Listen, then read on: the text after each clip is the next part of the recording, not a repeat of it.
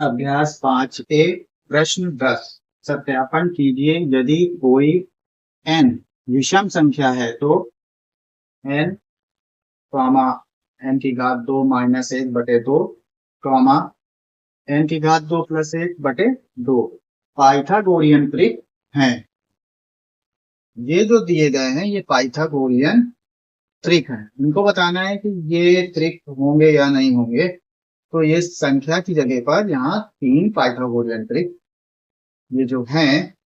इनको प्रूफ करना है, सत्यापन करना है कि ये यही पाइथागोरियन त्रिक हैं। अब इनकी जगह पर कोई संख्या होगी, अब संख्या नहीं है, अब इस तरह से लिखा हुआ है बीजीय रूप में, तो इसको अब हल करेंगे। हल करने का वही तरीका जैसे हल करते हैं कि इस सूत्र से हल करते हैं कि कर्ण का वर्ग बराबर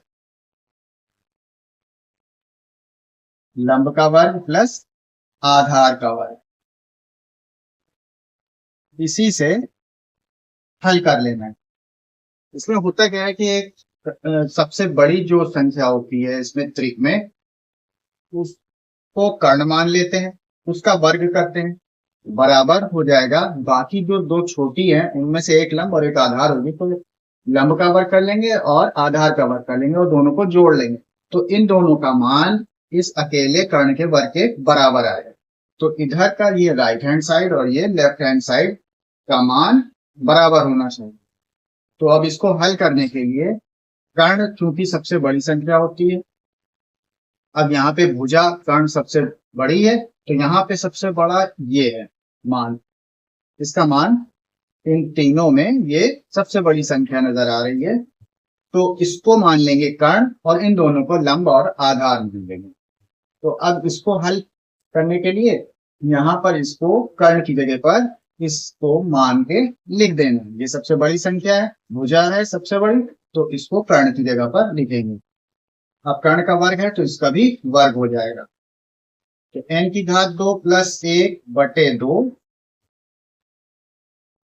कर्ण की घात 2 है तो इसकी भी घात 2 हो जाएगी, बराबर अब लंब की घात 2 है, अब इन दोनों में से किसी को लंब मानना है, तो यहां मान लिया कि ये लंब, तो n की घात 2 बन जाएगी प्लस आधार n की घात 2 माइनस 1/2, अब उस पूरे की घात 2 हो जाएगी, इसके क्या आधार की घात 2 है तो इसकी भी घात 2 हो जाएगी, आधार की जगह पर ये लिखा और इसकी घात 2 लिखी। अब इसको हल करें, अब पूरे की घात 2 है तो इसका मतलब है कि जो अंश में लिखा है इसकी भी घात 2 होगी और जो हर में लिखा है इसकी भी घात 2 हो जाएगी। तो इसको हल करेंगे इस तरह से, ये बन जाएगा ये n की घात 2 हो जाएगा प्लस यहाँ पर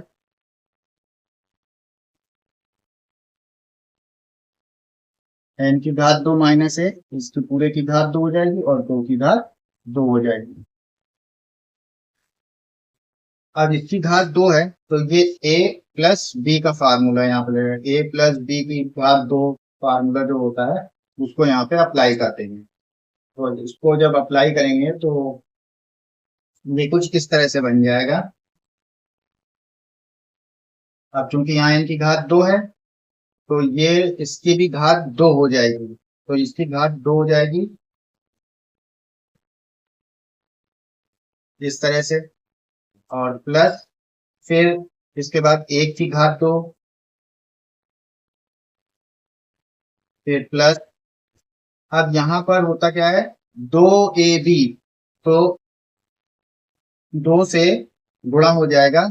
इन दोनों के गुणा में, तो 2 से 1 में गुणा हो जाएगा, 2 एक नम 2 हो जाएगा, 2 का गुणा n की घात 2 में भी, तो इस तरह से भी लिख सकते हैं ऐसे, 2 गुणे ये पद और ये पद दोनों पदों का गुणा और गुणे 2, इस तरह से लिख सकते हैं। घात 2 तो इसकी भी घात 2 का मतलब है 2 गुणे 2 हो जाएगा,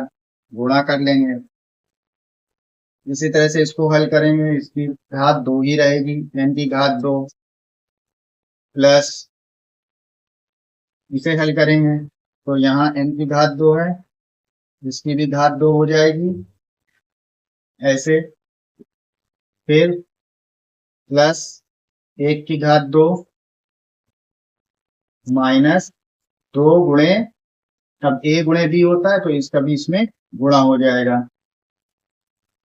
इस तरह से बन जाएगा ये, और बटे में 2 गुणे 2 आ जाएगा। ये हल हो गया इतना। अब इसमें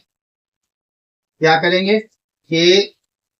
ये पूरा जो ऊपर है इसको हल कर लेना है। अब घात 2 है, n की घात 2 और उसकी भी घात 2 है, तो जब घात के ऊपर घात होती है तो घात का गुणा हो जाता है, तो यहाँ पर बन जाएगा ये n की घात 4 प्लस 1 की घात 2, इसको हल करेंगे 1 गुणे 1 लिखेंगे तो 1 ही आएगा मान गुणा करने पर, फिर प्लस यहाँ 2 का गुणा 1 में 2 और n की घात 2, इस तरह से बन गया, बटे 2 गुणे 2 ये हो जाएगा 4। इस तरह से इस पक्ष का मान आ गया। अब दूसरे पक्ष को हल करते हैं, यहाँ पे हल करेंगे,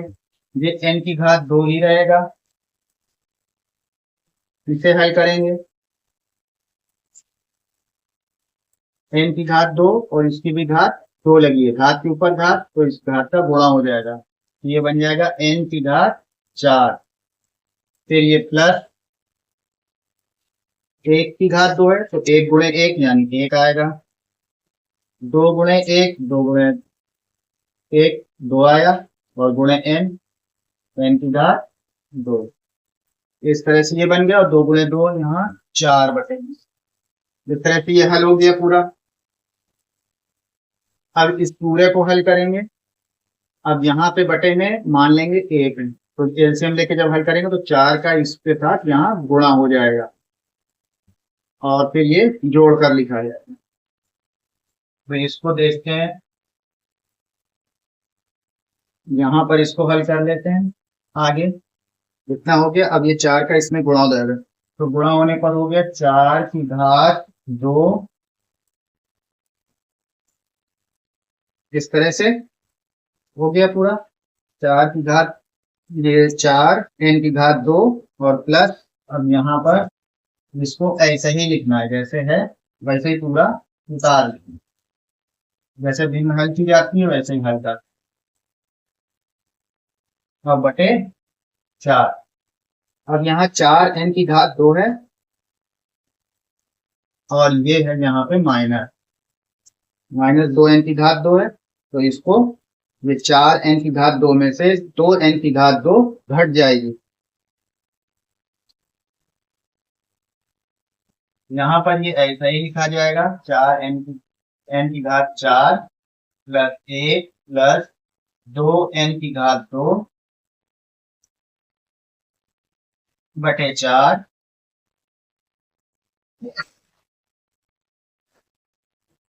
बराबर, अब ये इसको इसमें से घटा देंगे तो ये बचेगा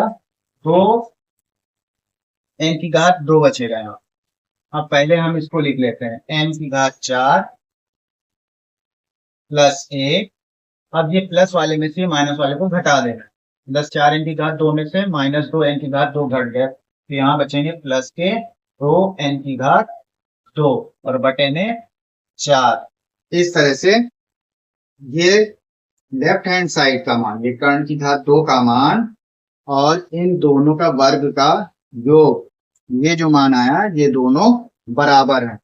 एक जैसे हैं, तो इसका मतलब हुआ कि ये जो पाइथागोरियन ट्रिक दिया गया है वो पाइथागोरियन ट्रिक है।